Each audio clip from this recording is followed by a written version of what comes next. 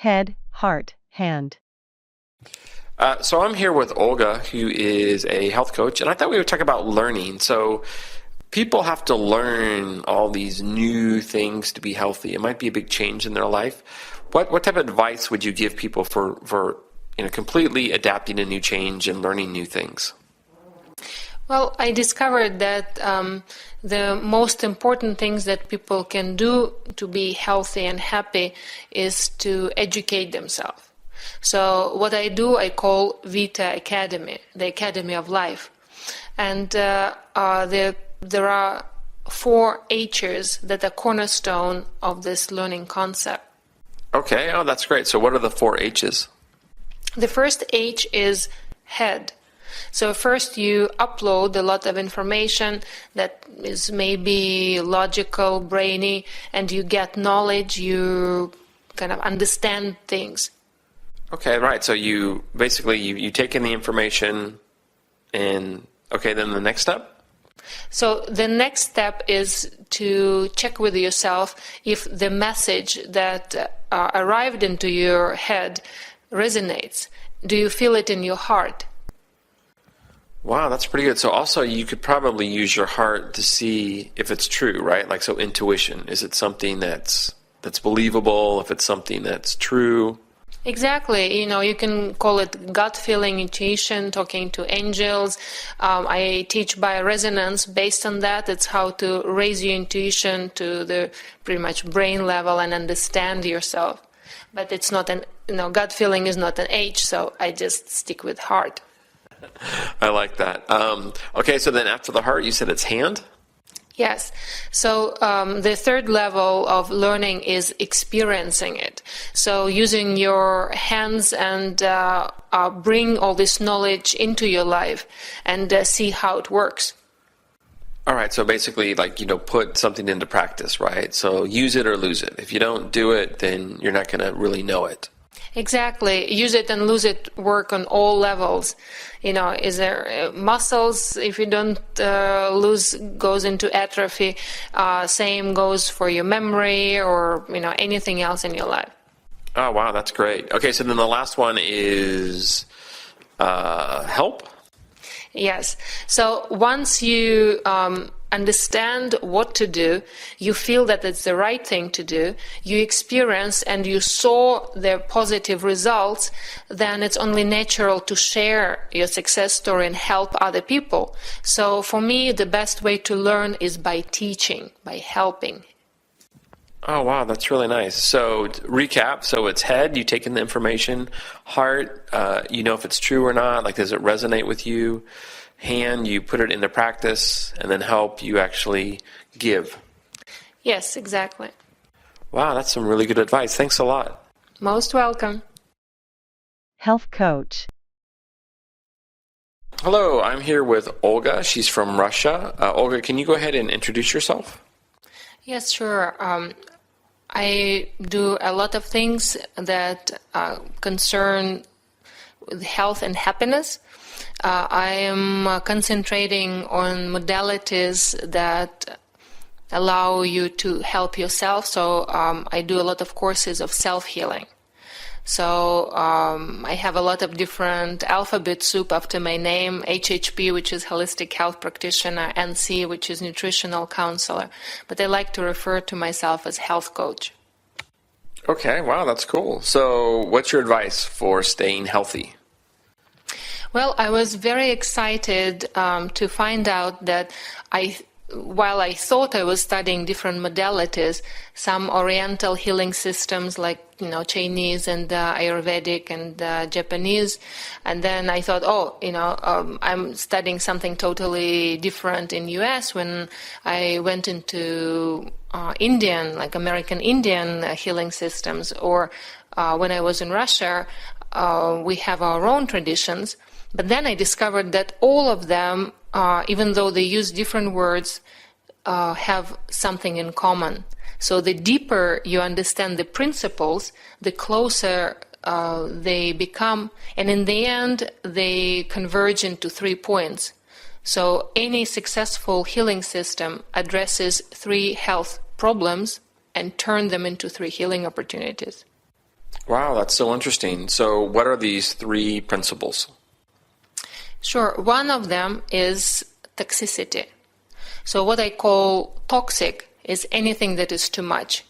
Even something good can turn into bad when you have too much of it. And toxicity doesn't come in the physical form only. We can have toxic food and air, but we also can have toxic thoughts or toxic emotions. So when I say toxicity, I say that it's on all levels of existence, body, mind, and spirit. Oh, that's so fascinating. So can you kind of expand on that a little bit more? Give some examples? No, absolutely. When I say that something good can turn into bad, I can give you an example of water. Everybody knows that to drink water is very important, and dehydration causes a lot of diseases, especially nowadays. But if I ask you to drink 20 liters of water, what do you think will happen? You would get sick, right? You die.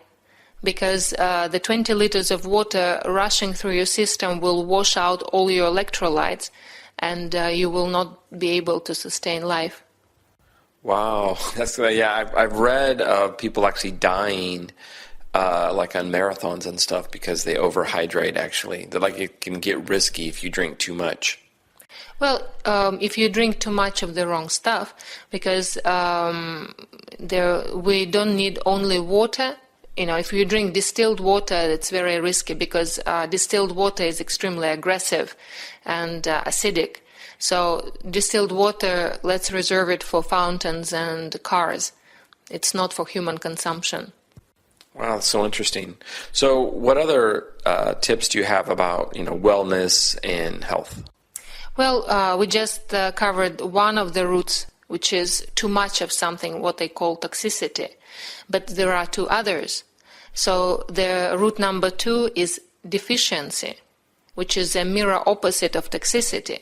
So what are you lacking in? Is it nutrients? What do you need to bring into your life? Maybe it's self-love. Maybe there is a deficit of self-love and acceptance and respect. Or maybe it's a deficit of knowledge. Wow, that's so interesting. That we're in Bangkok, and that actually reminds me of a time that I was not eating that many vegetables, and I felt really sick. And I was walking in my brain. I felt like my body was talking to me, and it was saying, "Go eat a salad. Like you need to eat a salad immediately." And I went and ate a salad, and I was like 23 years old at the time, and I felt immediately better. And I remember thinking, wow, like my body literally was talking to me, telling me to go eat my vegetables. Well, I believe that our bodies do it all the time. But if we ignore the voice becomes so low, becomes a little whisper, and then it nearly disappears. And to resolve that problem of not listening to yourself, I actually teach a class on bioresonance that brings the voice back up again. Oh, that's interesting. So what is bioresonance? Bioresonance is an umbrella term for a lot of different modalities and how to use vibration, their resonance, their energy, to understand something about the universe or yourself. Oh, that's fascinating. So you said that we have toxicity and then we have deficiency. What's the third problem? Well, the third root of pretty much any disease, physical or mental, is stagnation. So when something is stuck, like let's say water doesn't move, it becomes to stink. Yeah, so stagnation is death and movement is life. So it works on cellular level, it works on planetary level, on the level of our whole organism. So everything should circulate. There should be circulation of oxygen, of blood, lymph, of thoughts, emotions. So when you block the flow, it usually manifests as pain. So pain is either stuck or broken flow of energy. Wow, that's so true. That reminds me of one of my favorite sayings, variety is the spice of life. Like, so basically we always should have some change. We shouldn't always be stuck in a rut, so to speak, and we should be trying to do new things, correct?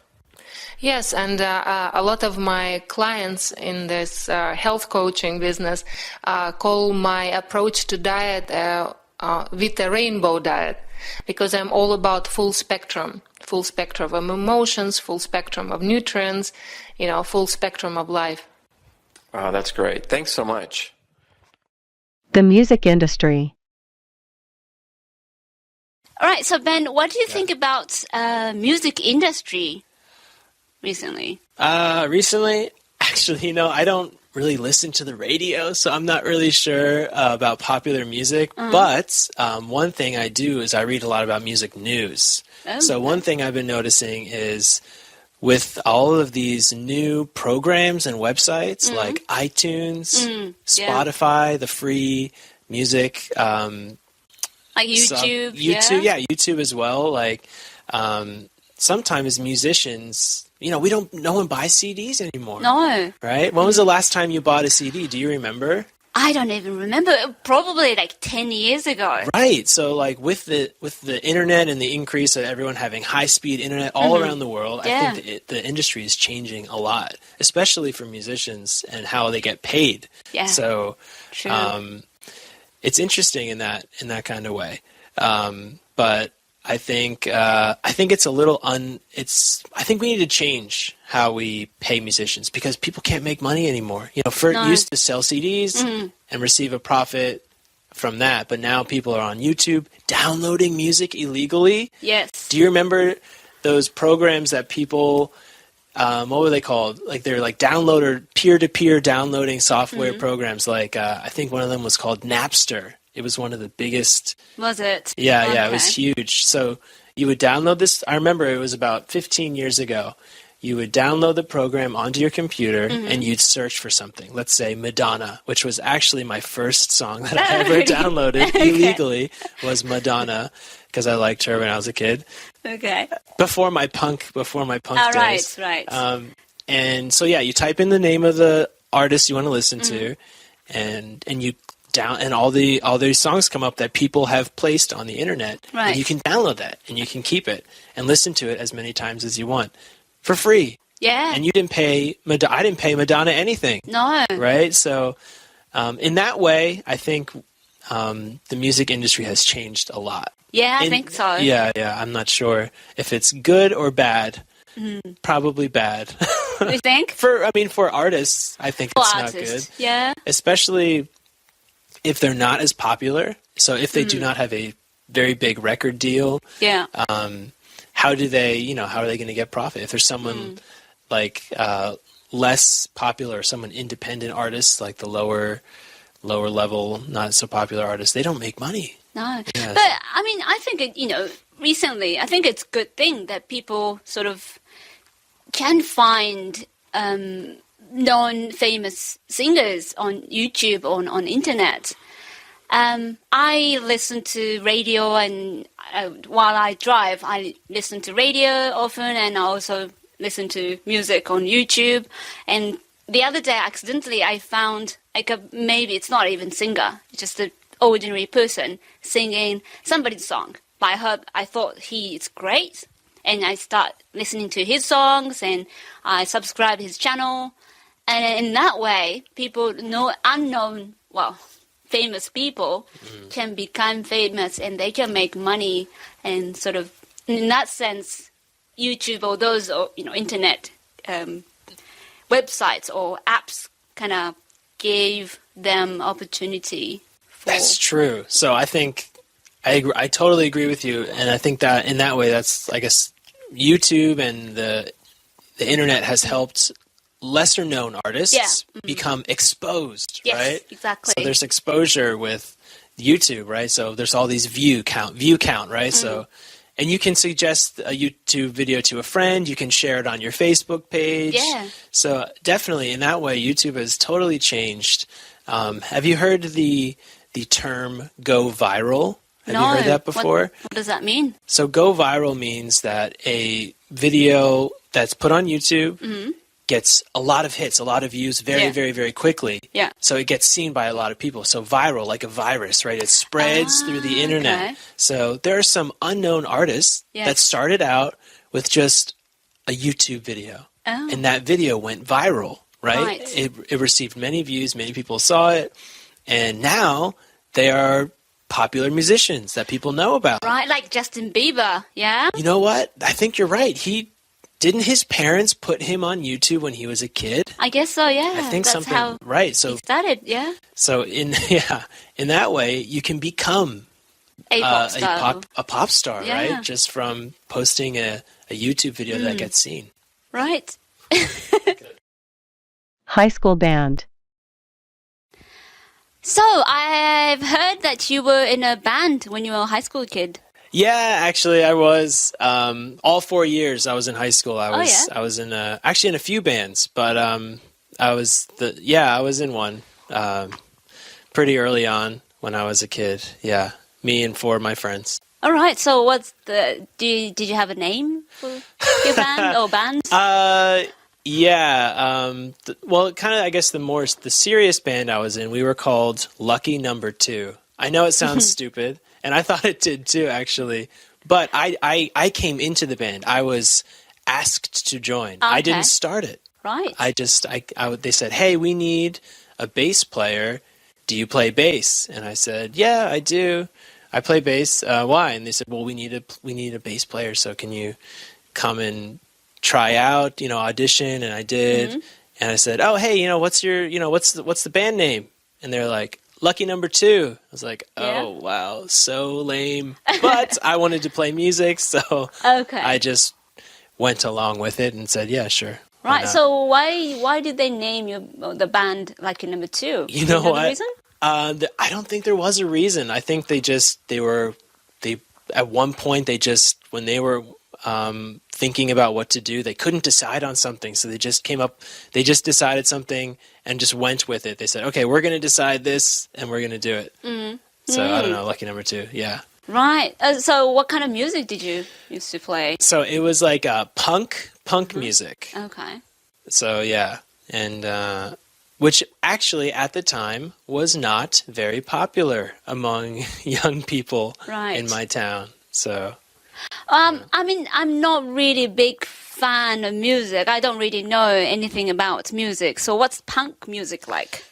What's punk music like? Well, our band was like, so we had 2 guitar players, a bass player and a drummer, and one of the guitar players sang too. So punk music is fast. It's fast, and the drums are also fast, and the vocals are usually kind of yelling or screaming in a way. And not always, but sometimes bands are political, right? Right. So we had a political, I don't know how you would say, but at that time it was 2008. Yeah. And, or 2000, sorry, that's wrong, 2004. And, President Bush was George Bush was the president. Yes. And, we didn't like him. We were kind of on the other side. And so a lot of our songs were kind of politically driven. So our lyrics were about criticizing like anti-president lyrics, like that. I don't know. It's kind of funny because one of our songs actually, because the American flag is red, white, and blue, the colors. So one of our songs was called Red, White, Black, and Blue, like a bruise.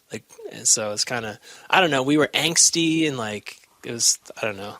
That's how I would describe punk music at that time. Right. Fast, politically driven lyrics and screaming vocals.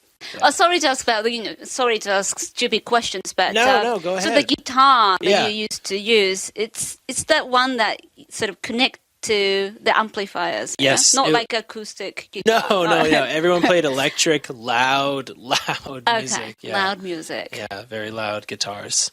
Okay. Why did you like punk music? Well, I don't know. I was a high school student and I was angry about life and my parents. I didn't really get along with my parents, and so it was a good outlet for me, a way to express myself outside of school, and so it was very useful in that way. That's Did you why I did liked you it. have did you have a chance to sort of perform in public or? Yeah, it's funny because we thought, you know what, we're this is when you're 15 years old, you can't really think too far ahead in Yeah. the future. But we thought, we're gonna be popular. People are gonna like this, and we're gonna get big, and maybe we don't have to go to college. Maybe we can just play music for the rest of our lives. Right. But yeah, no. Back to your question. Sorry, we did play. We probably played a show, as we would call it, or like we would play at different venues around different live houses around Yeah. in our town. Oh, cool. Probably like twice a month. All right. We'd sell tickets. I'd go, actually, like we'd make a flyer, and I would go to the top of the stairwell in the Yeah. high school, and I would take all these flyers and just throw them down the stairs, just have the flyers, I don't know. It sounds funny to talk about it now, but yeah. So we played right. like twice a month for about 3 years. Wow. So Yeah, you yeah. used to make money from that then? I don't know about money, but we did make enough to pay for our CDs that we would record. Oh, wow. Yeah. Wow. So no, it wasn't profitable in any way. It was just fun. And I met so many different people from being in a band, so it was really, really nice. Socially, it was really good for, I think, a high school student like myself. Oh, that's interesting. Yeah, thanks. Thanks for asking.